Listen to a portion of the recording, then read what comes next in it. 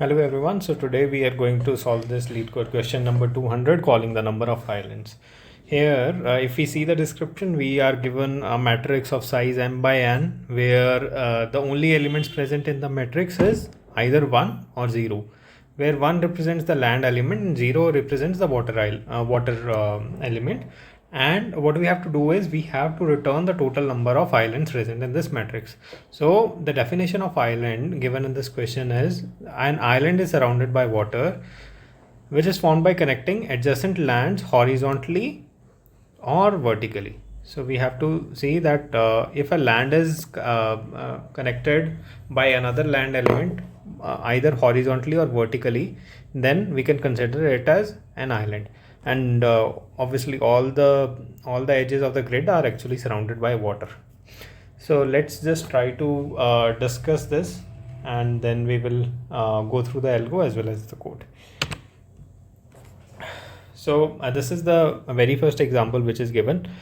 So over here what we have to do is we are given this example where this is the land element and this is the water element.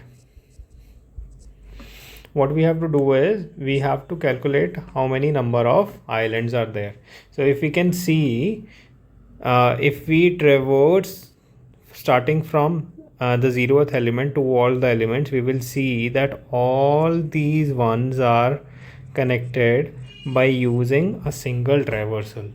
How we are going to do this is let's say we are starting from element 0, then we will be traversing towards the right, and then we land on the second element, then we will be traversing to the right or bottom, right?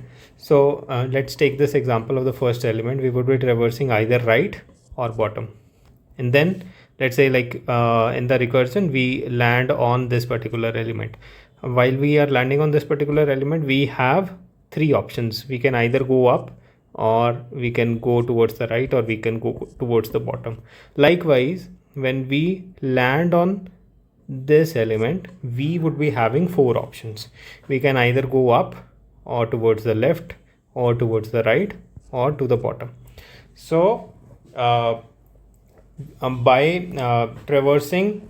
starting from the very first element, we can see all the ones are actually connected either horizontally or vertically. So in this particular example, the answer would be 1. Now let's take an example, the second example which is given in the problem statement.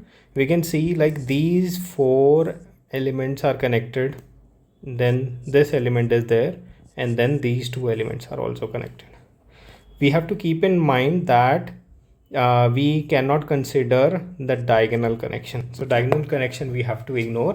We only have to consider four directions, either up, down, right, or left. Only these four directions we have to consider.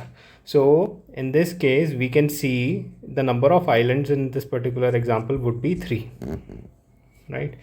So let's quickly jump to the algo. We can move to the code once we understand the algo first. For the starting point, what we have to do is we have to start from the 0th row and the 0th column. Start from the very first element in the matrix and iterate over the entire matrix. We have to iterate over the entire matrix. Then what we have to do is we have to check if the element is 0 or 1. If the element is 1, then only we would be proceeding further, because we are only concerned about the land elements and we are only concerned about the islands. If it is 0, we can simply ignore that element, and then we can see if the element is 1. If the element is a land, then we will be doing a DFS starting from that particular element. So what we will be doing is, so in this particular case, let's say we start from this particular element, then we will be doing a DFS. Since this is the land element, we will be doing a DFS. We will be going towards right, top, left, and bottom. Since top and left are the since this is the boundary element, though, so we do not have to go towards the left or right. We have to consider this as the boundary condition or as the base condition within the recursion. We can only traverse towards the right. So what we will be doing is, from the first element we will be going towards right. Then over here we again would be having three options. We can again four options will be there. We can either go to the top or to the right or to the left or to the bottom. Since top is like, since this is also a boundary element, there is nothing on the top, we can ignore that direction. And then what we can do is we can go either towards the right or towards the left or towards the bottom. But since like we are already coming from the left, then we can also ignore this condition, because we will be seeing that this element is already visited. So the only possible viable options are, we can either go towards right, we can go towards bottom. So only these two directions are there. So likewise what we can do is, we would be covering this entire island of ones, and once we land on the boundary conditions and we are seeing that the next element is 0, we would be returning from there. So yeah, so this is the basic DFS problem, and it is easily doable by using the DFS algorithm. So what we will be doing is, let's if the element is 1, we will be doing a DFS starting from that particular element, and then once we come out of the DFS loop, we see that all the connected elements, all the connected land elements, whether it is connected horizontally or it is connected vertically, have been traversed, which means the complete island we have formed. Then we have to increment the number of islands. Now let's quickly go through the DFS algorithm. Within the DFS, first of all, we will be checking the boundary conditions. By boundary condition, what I mean is, we should not the pointer that we will be taking, that should not go out of bounds. Like for the boundary condition, we cannot go towards up or towards the left. So we have to handle this condition in the boundary check, or we can also call this as a base condition. Then what we will be doing is, we will be checking if the current element is 1 or 0. Likewise in the previous step of the algorithm, we will be checking if the current element is either 1 or 0. If it is 0, then we would be returning from there, otherwise we will be continuing our DFS. Then the third point is, like, we will be marking the current element as visited, or we will be syncing the island. By syncing, what I mean is, what we will be doing is, we will be marking 0 as 1. I'm sorry, what we will be doing is, we will be making 1 as 0. So if we make 1 as 0, we will be syncing the element, and we are indirectly marking it as visited, so that we do not have to visit this element again. And then what we will be doing is, we will be doing the DFS for the left, right, top and bottom elements for that particular elements. So let's say, like, we are standing at this particular element. So what we will be doing is, we will be seeing what is on the top of this element, towards the right, towards the left, and towards the bottom. So we will be seeing, like, what is there in all the four directions, and we will be doing a DFS for those elements. So yeah, this is the entire algo that we actually need for this problem statement. And if we can see through the time complexity as well as the space complexity, we are seeing that we are iterating over the entire matrix. So the time complexity will be big O of m into n, and we are not taking any extra space. We are not taking any visited array. If we are not taking any visited array, then the space complexity will be big O of 1. So let's just quickly jump on to coding this question, and we'll see through how we are trying to solve this problem.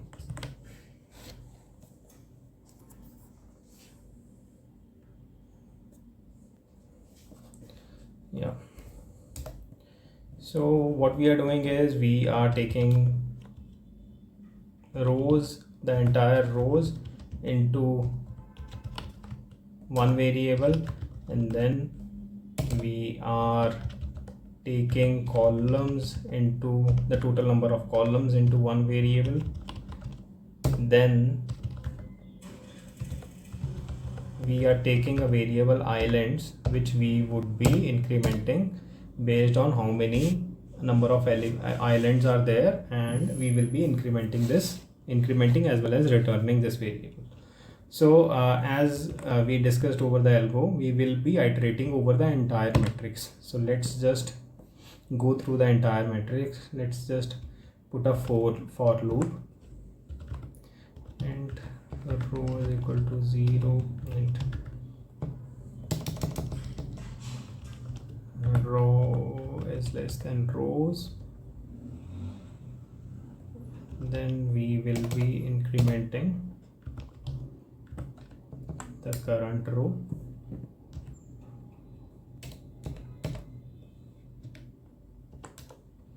Then we will be going over the entire columns.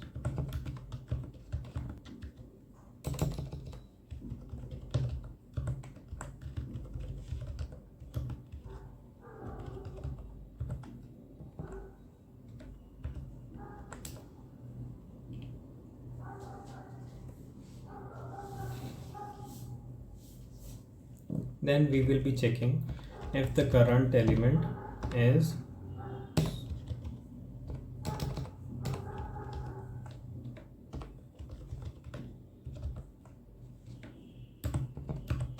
if it is 1. If it is a land element, then we will be doing a DFS over it. Let's just quickly pass the variables. We will be passing the entire matrix, total number of rows, total number of columns, and then current row and current column. And after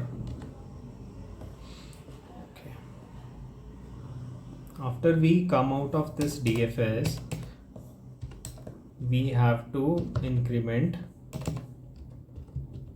the island, since we would have already traversed all the connected ones starting from the current element. So we will be incrementing the number of islands, and we will be returning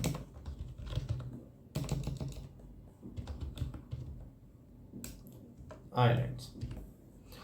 Also, let's just quickly write through the DFS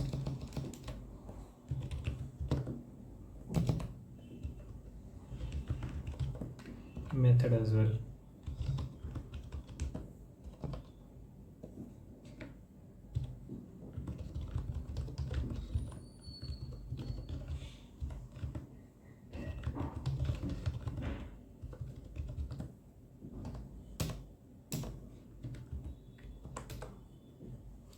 First of all, what we will be doing is we will be checking the boundary condition. We will be checking if row is less than 0 or row is greater than total number of rows.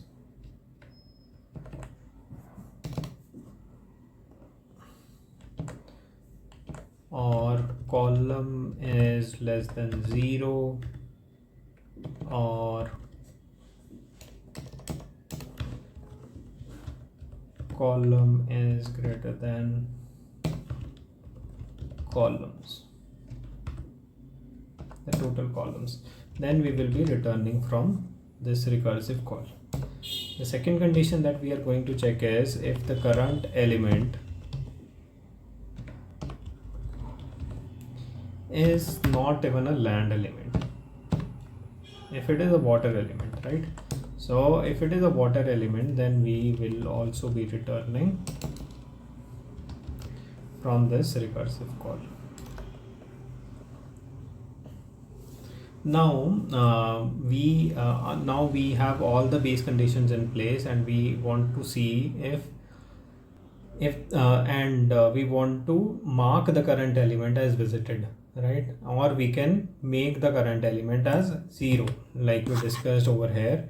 What we will be doing is we will be sinking the island. By sinking the island, what I mean is we can simply mark the current element in the current row and column that we are traversing as 0.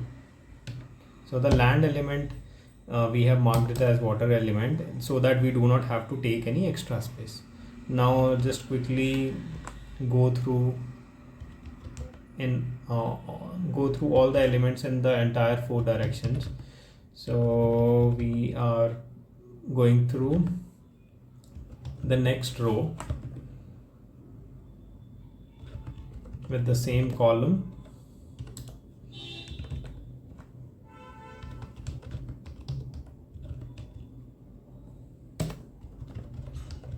Then we are going through the previous row with the same column. Going forward, we will be traversing through the same row but the next column.